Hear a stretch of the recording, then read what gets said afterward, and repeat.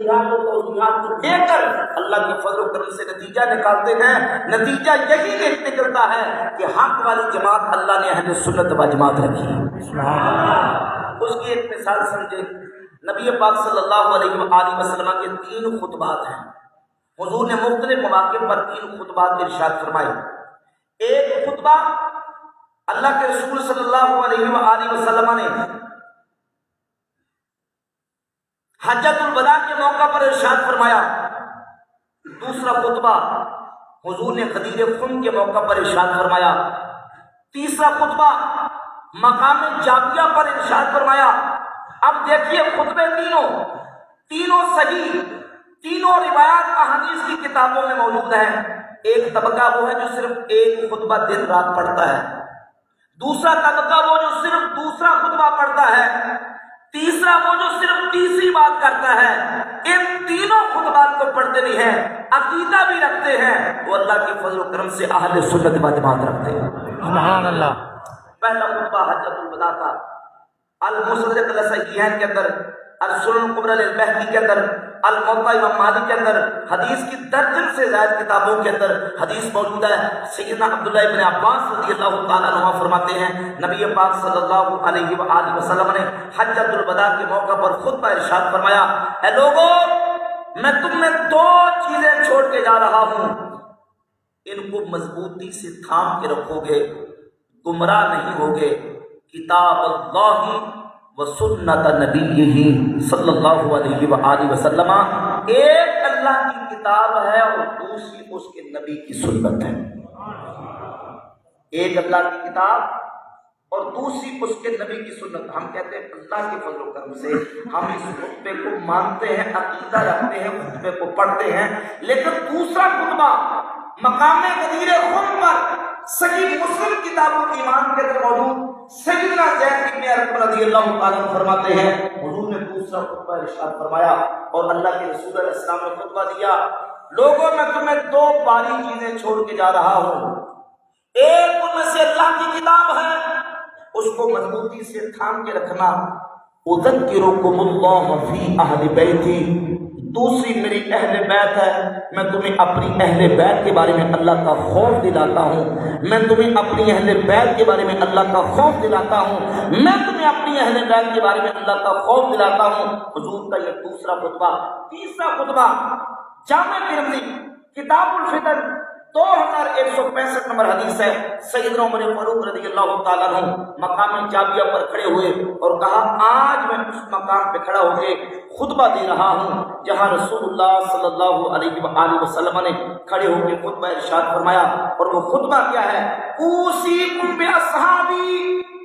لوگوں، میں تمہیں اپنے صحابہ کی وصیت کرتا ہوں. ثم الذین یلونہم. پھر وہ جو صحابہ کے ساتھ ملنے والے تابعین کی وصیت کرتا ہوں. ثم الذین یلونہم. پھر وہ جو تابعین کے ساتھ ملنے والے تبع تابعین کی وصیت کرتا ہوں. علیکم بالجماعت وإیاکم والفرقہ. جماعت کا دامن تھام کے رکھنا، جماعت کے ساتھ جڑ کے رہنا. وإیاکم والفرقہ. جماعت کو چھوڑ کے بننے والے فرقوں سے بچ جانا، ان سے الگ رہنا، ان کے پاس نہ جانا. جماعت کا دامن ہمیشہ تھام کے رکھنا اور جماعت کے ساتھ جڑے رہنا. کتنے خطبات ہو گئے؟ 3. اللہ کی رحمت سے ہم تینوں خطبات کو پڑھتے بھی ہیں، مانتے بھی ہیں. ہم کہتے ہیں ہم قرآن کو بھی مانتے ہیں، حضور کے فرمان کو بھی مانتے ہیں، اہل بیت مصطفیٰ کو مانتے ہیں، حضور کے صحابہ کو مانتے ہیں، تابعین کو مانتے ہیں، تبع تابعین کو مانتے ہیں، ائمہ محدثین کو مانتے ہیں. اور امت کی جماعت جو صحابہ سے آج تک چلی آ رہی ہے اس جماعت کو ماننے والے ہیں اور اسی جماعت کا نام اہل السنہ والجماعت ہے. اعلیٰ حضرت عظیم البرکت مجدد دین ملت شان امام احمد رضا کا محدث بریلی رحمۃ اللہ علیہ فرماتے ہیں اہل سنت کا ہے بیڑا پار. ذرا محبت سے کہیں سبحان اللہ. امام فرماتے ہیں اہل سنت کا بیڑا پار اصحاب حضور. اہل سنت کا بیڑا پار اصحاب حضور نجم ہے اور ناؤ ہے، عطرت رسول اللہ۔ اہل سنت کا کیوں بیڑا پار ہے؟ کیونکہ اہل سنت کے پاس حضور کے صحابہ کی محبت بھی موجود ہے، نبی کی آل کی محبت بھی موجود ہے۔ آج تک پوری تاریخ اسلام کے اندر کوئی ایک ایسا ولی اللہ کوئی بندہ نہیں دکھا سکتا نعوذ باللہ جس کے دل میں صحابہ کا بغض ہو اور وہ ولایت کے مقام پہ پہنچ گیا ہو۔ کوئی ایسا شخص آپ نہیں دکھا سکتے جس کے دل میں اہل بیت کا بغض ہو اور وہ ولایت کے مقام پر پہنچ گیا ہو۔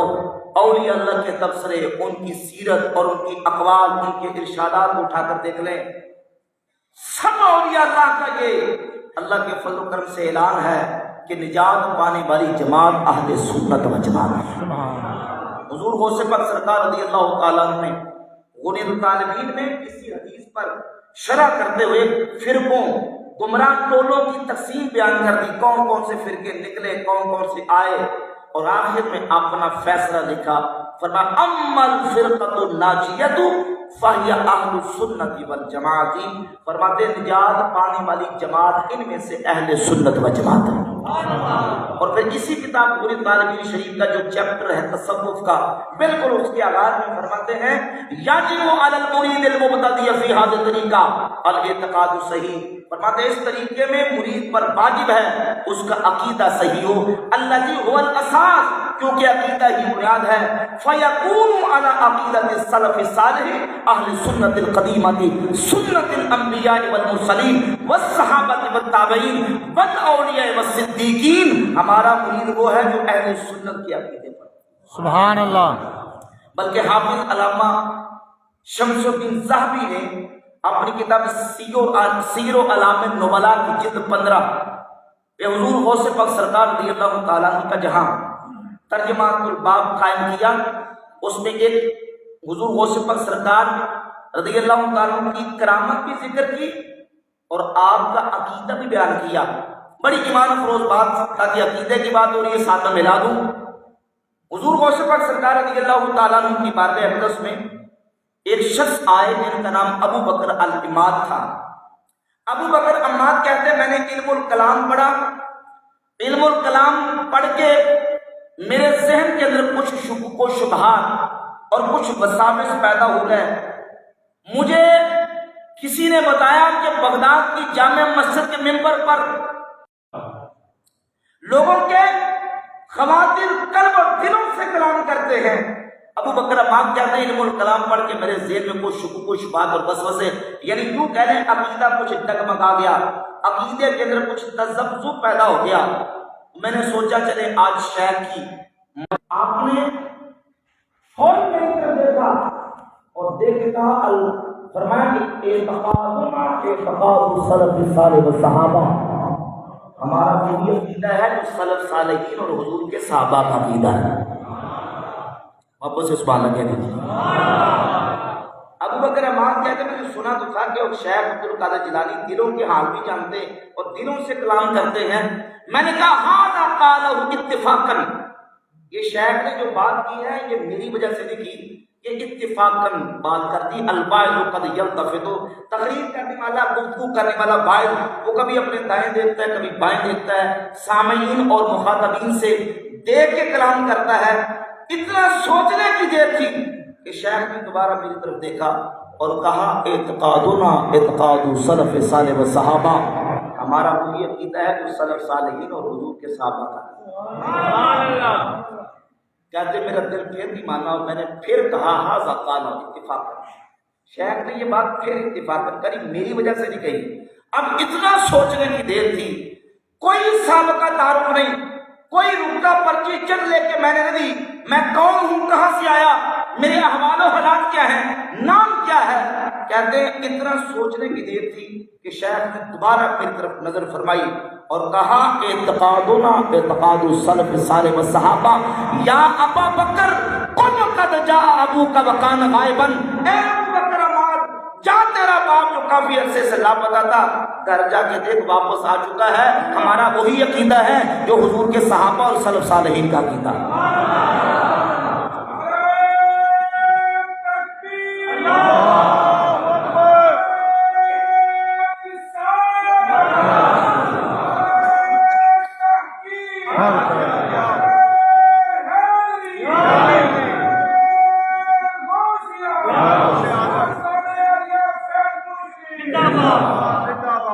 میاں سب فرماتے ہیں جے رب دل دیاں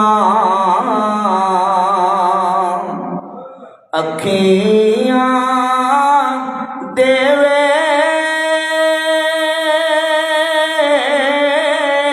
تے چانن ہووے نوروں محبوبانو سب نظری آوے کیا نیڑے کیا دور. فرمایا کم قد جا ابو کا وکان غائبا. جو باپ تیرا لاپتہ تھا جا کے گھر دیکھو واپس آ چکا ہے. ابو بکر عمار ہمارا وہی عقیدہ ہے جو حضور کے صحابہ کا اور سلف صالحین کا عقیدہ. کہتے ہیں فوراً اٹھا اور وہاں سے شیخ کی مجلس سے رخصت ہوا. جا کے اپنے گھر پہنچا, دروازہ کھٹکھٹایا, دروازہ کھلا تو باپ سامنے نظر آیا. اللہ اکبر. تو غوث سرکار رضی اللہ عنہ نے بتا دیا کہ عقیدہ وہی ہے جو اہل سنت و جماعت کا عقیدہ. اور حضور سیدنا مجدد الثانی شیخ احمد سندی رحمۃ اللہ تعالی علیہ مکتوبہ شریف میں فرماتے ہیں طریق النجاتی مطابقت اہل سنت والجماعت کثرهم اللہ سبحانہ فی الاقوال والافعال وفی الاصول والفروع فانهم فرقۃ ناجیہ وما سواهم من الفرق وهم في مارد الزوال وشرف الهلاك علمه اليوم احد ولم يعلم اما في الغد فيعلمه كل واحد ولا ينفع. فرماتے ہیں نجات کا راستہ اہل سنت والجماعت کی پیروی ہے. اللہ ان کے اقوال و افعال کے در برکت عطا فرمائے. فرماتے ہیں یہی نجات پانے والی جماعت ہے, یہی جنت میں جانے والا گروہ ہے. علمہ اليوم احد ولم يعلم. آج کوئی جانے یا نہ جانے, اما فی الغد قیامت کے دن فَيَعْلَمُهُ كُلُّ أَحَدٍ وَلَا يَنْفَعُ. قیامت کو سب کو پتہ چل جائے گا لیکن قیامت کو پتہ چلے گا فائدہ نہیں. فائدہ قیامت کو فائدہ نہیں ہوگا. امام نے گویا تک امام اہل سنت عالم نے ترجمہ کر دیا کہ آج لے ان کی پناہ. میں نے عوام کا لحاظ رکھنا ذرا واپس سے سبحان اللہ کہہ دیں. امام فرماتے ہیں آج لے ان کی پناہ, آج مدد مانگ ان سے. مل کے پڑھیے آج لے ان کی پناہ, آج مدد مانگ ان سے. آج ان کی پناہ, آج مدد مانگ ان سے. پھر نہ مانیں گے, پھر نہ مانیں گے قیامت میں اگر مانیں گے. پھر نہ مانیں گے قیامت میں اگر مانیں گے. سبحان اللہ. اللہ کی بارگاہ میں دعا کی اللہم نبہنا قبل ان ینبہنا الموت. یا اللہ اس سے پہلے کہ موت آ کے ہماری آنکھیں کھول دے, ہمیں یقین کامل ہو جائے کہ اللہ نے حق عقیدہ اہل سنت و جماعت کو عطا فرمایا. آج ہمارے کئی بھائی وہ لاابالی پر میں غفلت میں یہ کہہ دیتے ہیں کہ پتہ نہیں یہ کون سچا ہے, اللہ بہتر جانتا ہے. اگر اپنے عقیدے پر یقین نہیں تو پھر نجات کیسے ہوگی؟ اللہ کے فضل و کرم سے ہم عقیدہ کو پاکیزہ رکھتے ہیں, وہ صاف ستھرا رکھتے ہیں.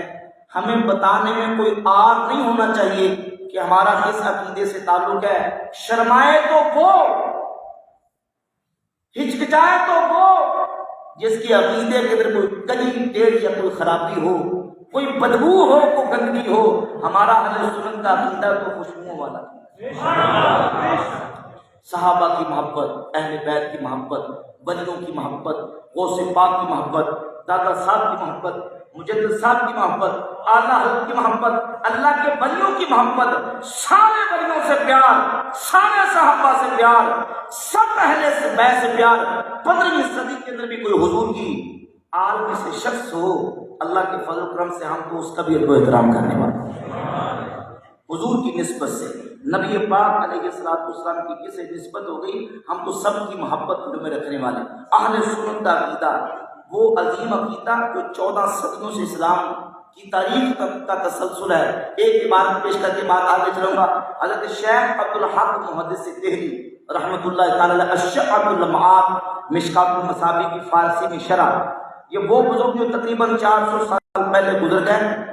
مکتب فکر دیوبند کے حکیم الامت اشرف علی تھانوی نے فاضل قومی میں لکھا کہ یہ وہ بزرگ ہیں جن کو روزانہ اللہ کے نبی علیہ السلام کی مبارک کچہری میں حاضری نصیب ہوا کرتی ہے۔ سبحان اللہ۔ وہ شیخ عبدالحق محدث دہلی اس حدیث پر شرح کرتے لکھتے ہیں، اگر کوئی چیگونا معلوم شود کے فرقہ ناجیہ اہل سنت و جماعتن و ای راہ راست براہ خداست و دیگر راہ نارس، ہر فرقہ دعویٰ می قرآن کے براہ راست و مذہب حق جواب و شان کے این چیزیں دیس و مجرد دعوت مان شد برہان باید و برہان حقانیت اہل سنت و جماعت آس کہ این دینوں اسلام پر نقل آمداز فرماتے ہر فرقہ یہ کہے گا میرا مذہب عقیدہ حق سچ ہے، کوئی اپنے عقیدے کی حقانیت و سچائی پر کوئی دلیل پیش کرے گا، کوئی دلیل پیش کرے گا۔ جیسے آج لوگ قرآن اٹھا کے بخاری مسلم اٹھا کے کہتے ہیں میرا عقیدہ حق ہے، فرماتے ہیں اہل سنت کے پاس اپنے عقیدے کے حق ہونے کی دلیل یہ ہے کہ یہ عقیدہ اللہ کے ولیوں سے نقل ہوتا ہے۔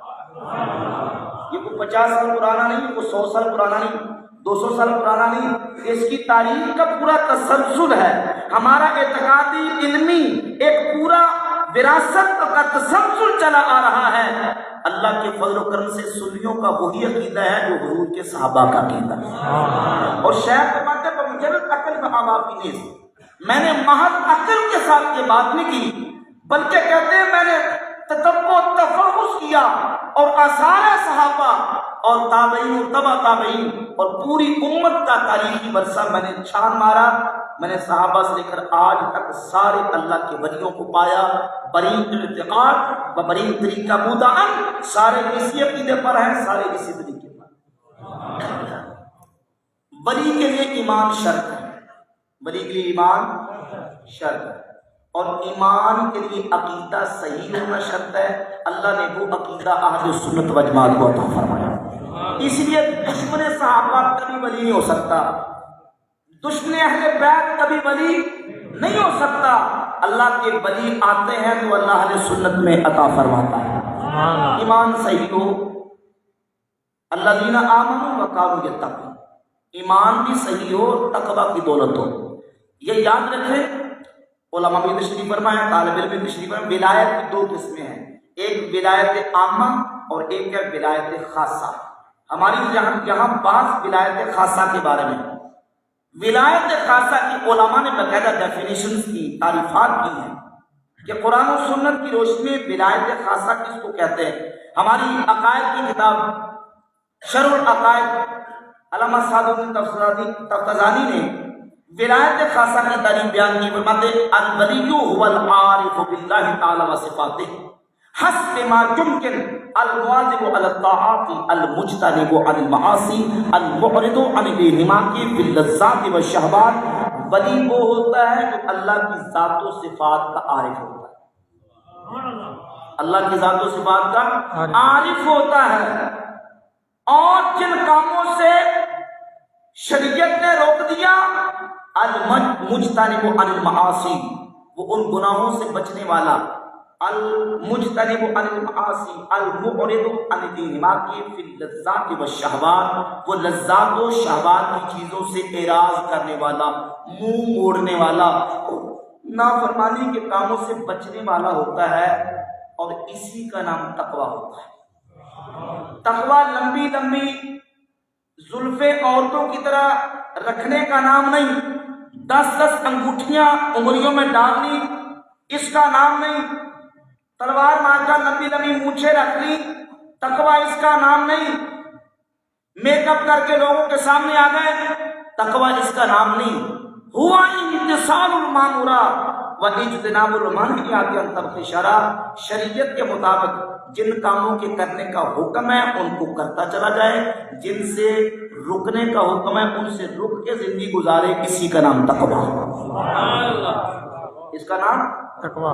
और फिर विलायत खासा का हामिल वलीउल्लाह, वो तो फरैज़ व वाजिबात तो ऊपर वाला दर्जा, फरैज़ व वाजिबात ऊपर वाला दर्जा है। अल्लाह का वली तो वो होता है जो मुस्तहब्बात भी तर्क करना गवारा नहीं करता।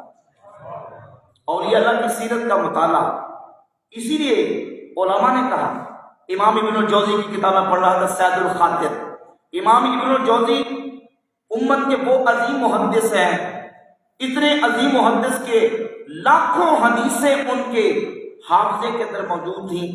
एक वक्त था कि इमाम इब्नुल जौज़ी सूफिया और अहले तसव्वुफ से मुजानमत रखते थे, उनकी उनके साथ लगती थी। लेकिन इमाम इब्नुल जौज़ी भी जब आखिर वक्त में आए, सैदुल खातिर किताब लिखी और उस किताब में इस बात को तस्लीम किया, कहा मैंने बड़े उलमा को देखा, फुकहा को देखा, मैंने मुहद्दिसीन को देखा। जब मुहद्दिसीन की जमातों को देखा तो उनमें से अक्सर उनको देखा कि उनका शौक और ये ज़ेर होता है किसी तरीके से मेरी हदीस की किताबें अज्जा ज़्यादा हो जाए, किसी तरीके से मेरी सनद आली से आली हो जाए। जब फुकहा को देखा तो इल्म जदल में मगन देखा, अपने मद्दे मुकाबिल के मुकाबले में अपने दलाइल को मजबूत और मुहकम करते देखा। फरमाते जब सारी जिंदगी बना इस चीज में गुजार देता है तो फिर दिक्कत कल्ब कैसे पैदा होगी। कल्बो कहते हैं दिल में दिक्कत कैसे पैदा होगी।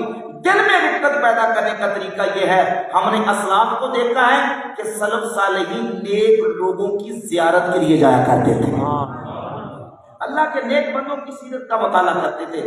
क्यों? इसलिए एक होता है किसी के पास जाना जाके इल्म सीखना, और एक होता है उस इल्म के मुताबिक जो उस अल्लाह के वली ने अमल करके उसका समरा हासिल किया है, उस समरा को लेना। इसलिए इमाम इब्नुल जौज़ी, इमाम गज़ाली रहमतुल्लाह अलैह अल-मुनक़िज़ मिन अद-दलाल, आपकी जो अजीम किताब है, आपने उसके अंदर भी लिखा, फरमाते 10 साल मैंने सियाहत की, इल्म दीन पढ़ा, फिर पढ़ाया, फिर बगदाद से शाम और फिर मक्का मदीना, मुल्क के बड़े बड़े मैं दुनिया के मुल्कों में गया।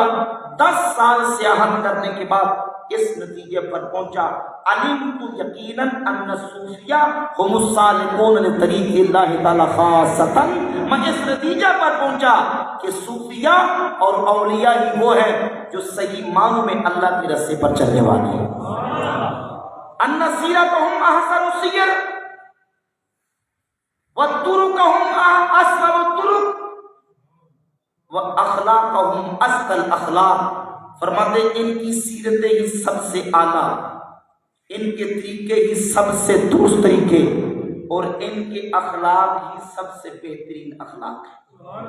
ये इमाम गज़ाली का नतीजा, इमाम इब्नुल जौज़ी का नतीजा। मैंने अर्ज़ किया इमाम इब्नुल जौज़ी एक वक्त तक सूफिया की मुखालफत करते रहे, लेकिन फिर बाद में खुद किताबें लिखी, सिफ़तुस सफ़ा किताब लिखी, सैदुल खातिर लिखी, बल्कि मुस्तकिल एक किताब लिखी मनाक़िब व अहवाल मारूफ करही के नाम पर। इमाम मारूफ बिन फैज़ान अल करही रहमतुल्लाह के हवाले पर पूरी किताब लिखी। ये बताया कि अल्लाह की ये वली वो है, और उसमें ऐसे वाक़यात लिखे, इमाम अहमद बिन हंबल का वाक़या लिखा, इमाम सुफयान बिन उयैना का वाक़या लिखा, यहया बिन मईन के वाक़यात लिखे। इमाम अहमद बिन हंबल जैसा अजीम मुहद्दिस 10 लाख अहदीस नबवी का हाफिज जब मसला पेश आता है तो सैयदना मारूफ बिन फैज़ान अल-करही रहमतुल्लाह के पास मसला पूछने के लिए जाते हैं। इमाम अहमद बिन हंबल के बेटे ने कहा कि हुजूर ये तो बड़े कसीरुल इल्म है, क़ाफ स्वाद के साथ, कसीर छोटा छोटा इल्म है, इनको तो इल्म बहुत थोड़ा है। मारूफ बिन फैज़ान अल-करही आप उनके पास जाते हैं तो कहा बेटा तुम्हें नहीं पता इनके पास जो इल्म है वो सबसे बड़ा इल्म है, और वो इल्म ये है कि अल्लाह ने इन्हें तक़वे की दौलत अता फरमाई, अपनी खशियत को खौफ और तक़वा अता किया है। और इमाम अहमद बिन हंबल रहमतुल्लाह तआला अलैह भी सैयदना मारूफ बिन फैज़ान अल-करही रहमतुल्लाह के पास आया करते हैं। औलिया अल्लाह की सीरत का मुताला और उनकी तालीमात हमें बताती हैं कि तक़वा शरीयत के अहकामात की पैरवी का नाम है। तसव्वुफ भी زبدۃ عمل العبد ہے بندے کے عمل کا مکھن، یعنی برتن کے اندر دہی کو ڈالیں اور دہی کو ڈال کے پھر اس کو چاندی کے اندر اس کو رڑکتے ہیں، رڑکنے کے بعد دہی سے مکھن نکلتا ہے۔ جب بندہ عمل کرتا ہے، عمل کرنے کے بعد جو اس کو ثمرہ اور نتیجہ ملتا ہے وہی تصوف کا ثمرہ اور اسی کو تصوف کہا جاتا ہے۔ اس لیے امام محمد بن ادریس شافعی رحمۃ اللہ فرماتے ہیں فقیہ و صوفیہ فقل لیس واحدا وَإِنِّي وَحَقِّ اللَّهِ إِيَّاكَ أَنصَحُ، فرماتے ہیں اللہ کے لیے میں تجھے نصیحت کرتا ہوں فقیہ و صوفیہ، فقیہ بھی بن اور صوفی بھی بن۔ سبحان اللہ، سبحان اللہ۔ فقیہ بھی بن صوفی بھی بن، یعنی دین کی فقہ اور علم بھی سیکھ اور تصوف بھی سیکھ، اللہ کے لیے میں تجھے نصیحت کرتا ہوں۔ فرماتے ہیں ذاکا، یہ جو فقیہ ہے، فقیہ اور صوفی بن، ذاک قاصر لم یذق قلبہ تقن وہذا جہل فکیف ذو الجہل یصلح، صرف فقیہ بنے اور اس کے دل میں حقیقت کی طرف، معرفت کی طرف نہ ہو تو یہ قیاس کرے گا، جدل کے اندر پڑا رہے گا، اسے دقت حاصل نہیں ہوگی۔ کیف یذق قلبہ تقن، تو اس کا دل پھر تقویٰ کی دولت کا مزہ کیسے چکھے گا؟ اور یہ محض تصوف کی بات کرنے والا اور دین کا علم نہ سیکھنے والا فرماتے ہیں یہ جاہل ہے، اور جاہل جو ہے وہ کیف یصلح، جاہل کی اصلاح کیسے ہو سکتی ہے؟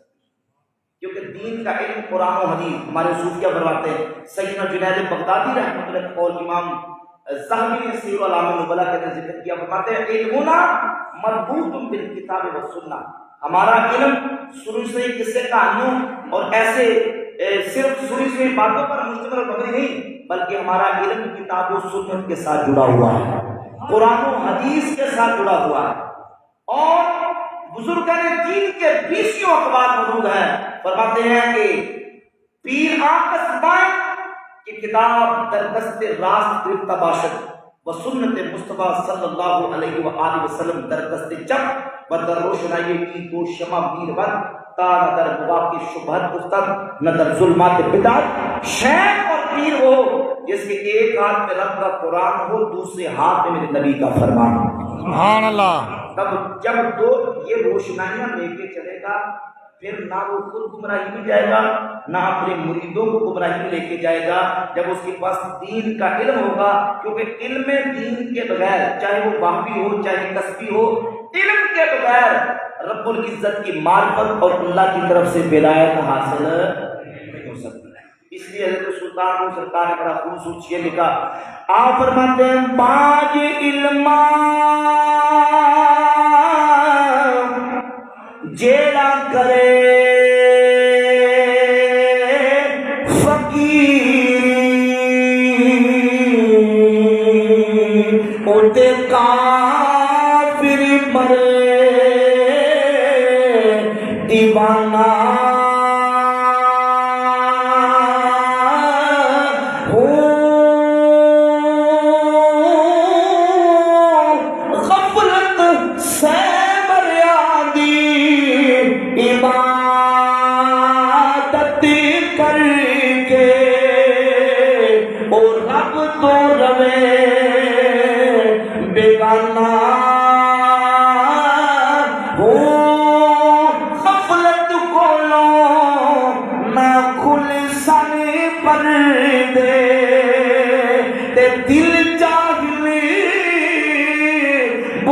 خانہ ہوں میں قربانی تنا تو پاؤں جنوں ملیا پیری یگانا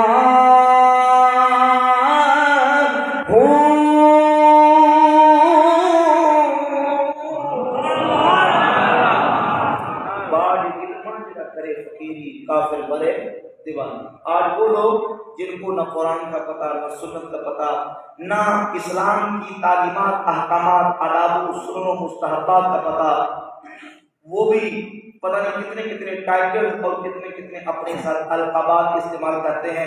یہ بات اپنے دل دماغ میں بٹھا لیں ہمارے صوفیہ اولیاء اللہ. ہمارا پورا جو ایک تسلسل ہے تصوف کا صوفیہ کا وہ اسی پر قائم ہے اور یہی ہمارے اکابرین کی تعلیمات ہے. جسے بندگی کے آداب نہیں آتے وہ خدا کی ذات کا قرب کبھی حاصل نہیں کر سکتا. سیدنا تیمور بن عیسیٰ باجلی البسطامی رحمۃ اللہ تعالیٰ کا قول محدثین نے ذکر کیا. امام ذہبی نے سیر اعلام نبلاء کے اندر، امام بہقی نے شعب الایمان کے اندر ذکر کیا. سیدنا بسطامی رحمۃ اللہ تعالیٰ فرماتے ہیں لو نظرتم الی رجل یرفع من الکرامات حتی یرفع فی الہوا، ایک شخص کو تم دیکھو کہ اسے بڑی کرامات دی گئی ہیں حتیٰ کہ وہ ہوا کے اندر اڑتا ہے. فلا تغتر به حتى تنظروا كيف تجدونه تلك الامر والنهي والحدود وحفظ شریعہ وحفظ حدود واعلان شریعہ. فرماتے ہیں جب تک تم یہ نہ دیکھ لو کہ وہ شریعت کی محافظت کتنی کرتا ہے، وہ اللہ کے احکامات پر عمل پیرا کتنا ہوتا ہے، ایسے دھوکے میں نہ آ جائے. دھوکے میں سب سے پہلے یہ دیکھو، کیونکہ ہم نے اس کی اتباع کرنی ہے، پیروی کرنی ہے، اس کے پاس دیکھو کہ دین کا علم اور آپ کی رہنمائی کی چیزیں موجود ہیں. اور میں سمجھتا ہوں خوش بخت ہیں وہ لوگ جنہیں اللہ نے ایسے مشائخ کے ساتھ وابستگی عطا فرمائی ہے اور ایسے مرشدین کے ساتھ وابستگی عطا فرمائی ہے کہ جو دینی رہنمائی کرتے ہیں اور ان کی اخلاقی اور رہنمائی جو ہے اخلاقی اور روحانی رہنمائی بھی فرماتے ہیں. اللہ کا ولی وہ ہوتا ہے جو فرائض و واجبات کا پابند ہوتا ہے، سنن و مستحبات کا پابند ہوتا ہے.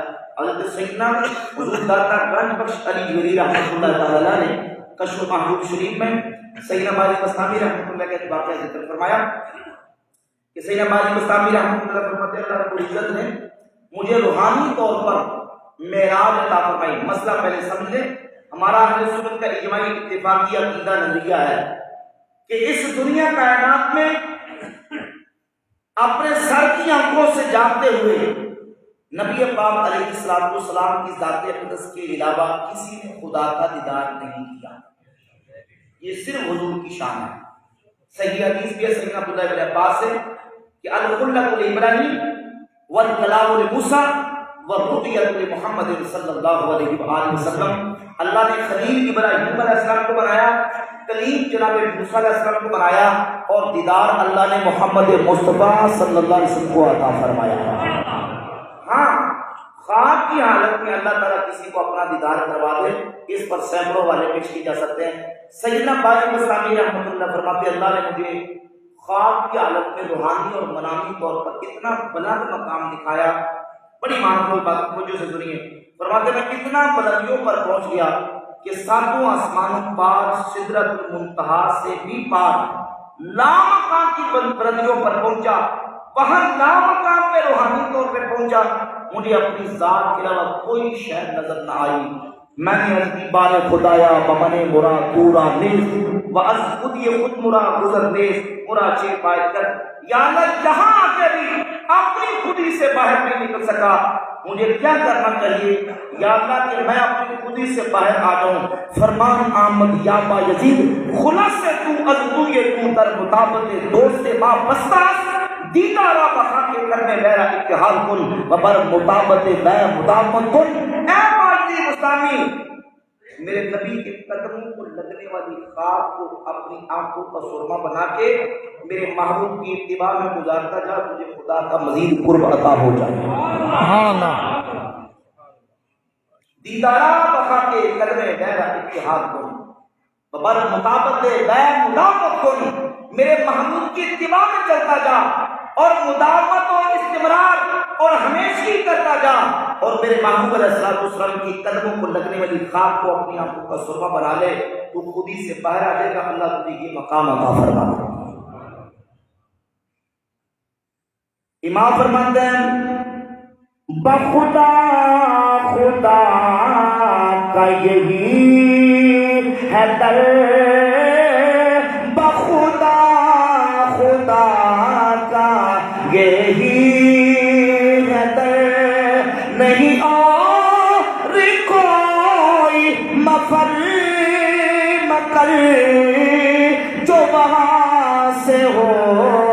یہی آ کے ہو جو وہاں سے ہو، یہی آ کے ہو جو یہاں نہیں تو وہاں نہیں، وہ کمال حسن حضور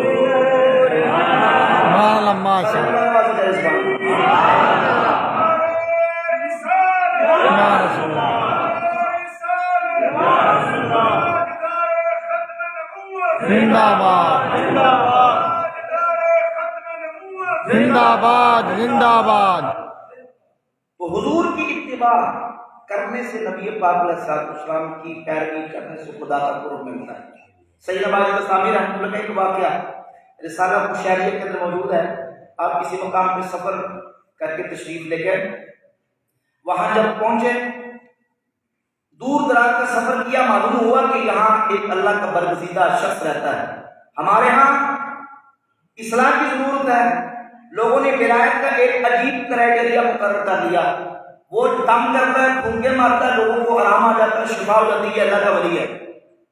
بھائی پھونکے مارنے سے یا کسی کو دم کرنے سے آرام آ جائے، یہ اس کے عامل ہونے کی دلیل تو ہو سکتی ہے، ولایت کی دلیل قرآن و سنت ہے، شریعت مصطفیٰ ہے، ایمان اور تقویٰ ہے۔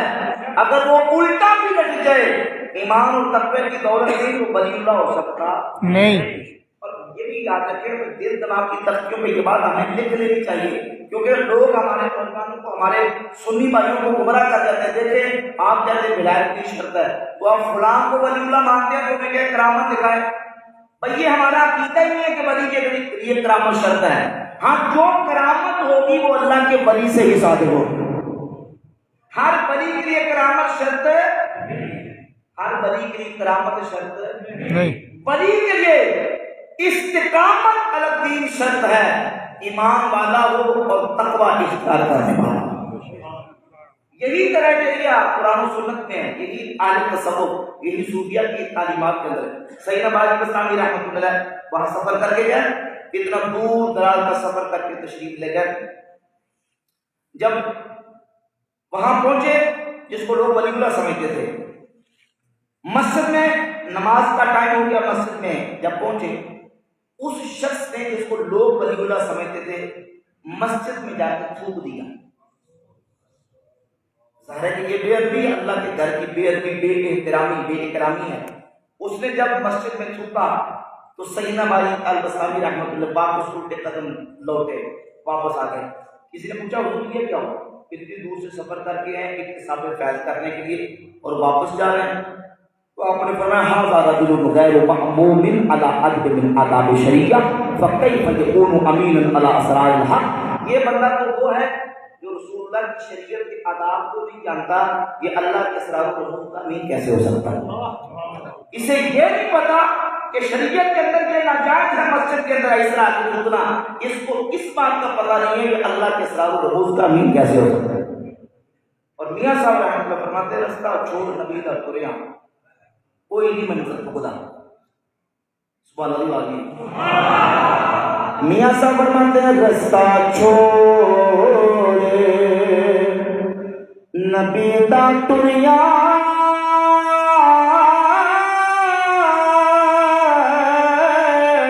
کوئی نئی منزل پکڑا،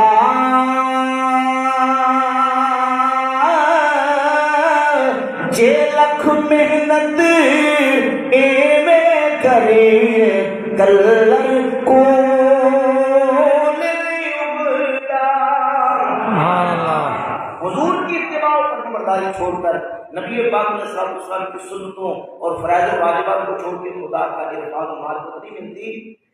حضور کے رستے پر خدا ملتا ہے، حضور کے رستے پر خدا ملتا ہے۔ اور یہ اللہ کی تعلیمات، یہ کوئی مفتیوں کے فتوے نہیں سنا تھا، یہ صوفیہ اہل تصوف کے اقوال ہیں۔ حضرت سلطان کو فرماتے ہیں ایک ان ہجر فراق کو سڑیا ہک دم مرے نہ جیوے ہو، سچا راہ محمد والا جدی اندر قابل بھی ہو صلی اللہ علیہ وسلم۔ یہ خدا حضور کے رستے پر ملتا ہے، اور شریعت کا معنی ہے رستہ۔ علماء نے لکھا ہے شریعت کا معنی رستہ، اور شریعت محمدی کا معنی ہے محمد مصطفیٰ صلی اللہ علیہ وآلہ وسلم کا رستہ. اور یہ بات بھی اعلیٰ حضرت البرکت نے لکھی. اور فرماتے ہیں بعض لوگ یہ کہتے ہیں کہ شریعت الگ ہے، طریقت الگ ہے، حقیقت الگ ہے، معرفت الگ ہے. فرماتے ہیں یہ الگ الگ نہیں ہے. سنیے امام نے کیسے تدبیر دی. فرماتے ہیں شریعت میرے نبی کے اقوال کا نام ہے، حقیقت شریعت میرے نبی کے اقوال کا نام ہے، طریقت میرے مصطفیٰ کے اقوال کا نام ہے، حقیقت میرے مصطفیٰ کے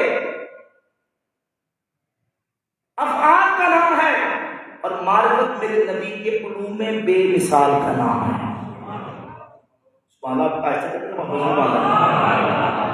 یہ چاروں نہریں ان کا تعلق میرے کریم آقا علیہ السلام کی ذات اقدس کے ساتھ ہے.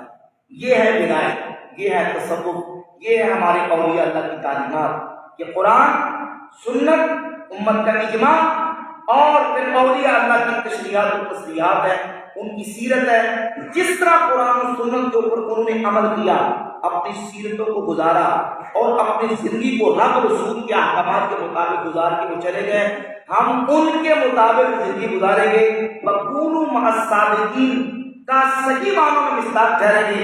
اور حضور غوث پاک سرکار فرماتے ہیں اقرب القرب الى اللہ تعالی لزوم قانون العبودیت والاستمساک بالعروۃ الشریعہ.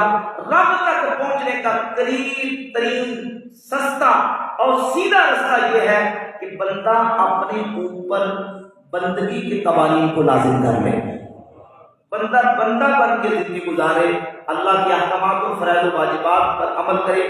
نبی پاک علیہ السلام نے جو رستہ اپنی امت کو عطا کیا اس پر چلے. لیکن یہ بات ذہن نشین کر لیں، ہم نے قرآن کو حضور کے احکامات سے سمجھنا ہے اور حضور کے احکامات کو، حضور کے فرمودات کو، حضور کی حدیث کو امت کے اماموں کی تشریحات و تصریحات کی روشنی میں سمجھنا ہے. اللہ رب العزت جل وعلا کو کریم ہمیں صحیح معنوں میں نبی پاک علیہ السلام کی غلامی میں زندگی، اسی غلامی میں موت عطا فرمائے اور اولیاء اللہ کے دامن کے ساتھ ہمیں بستہ رہنے کی توفیق عطا فرمائے. فی زمانہ جتنے فتنے اور جتنے جو اہل سنت و جماعت عقیدہ حق کے خلاف لوگ بغاوت کر کے کھڑے ہیں، ان کے شر اور فتنے سے اپنے ایمان عقیدے کی حفاظت کرنے کی توفیق عطا فرمائے اور ہمیں شریعت طیبہ کی محافظت اور اس پر عمل کا جذبہ نصیب فرمائے. وآخر دعوانا الحمدللہ.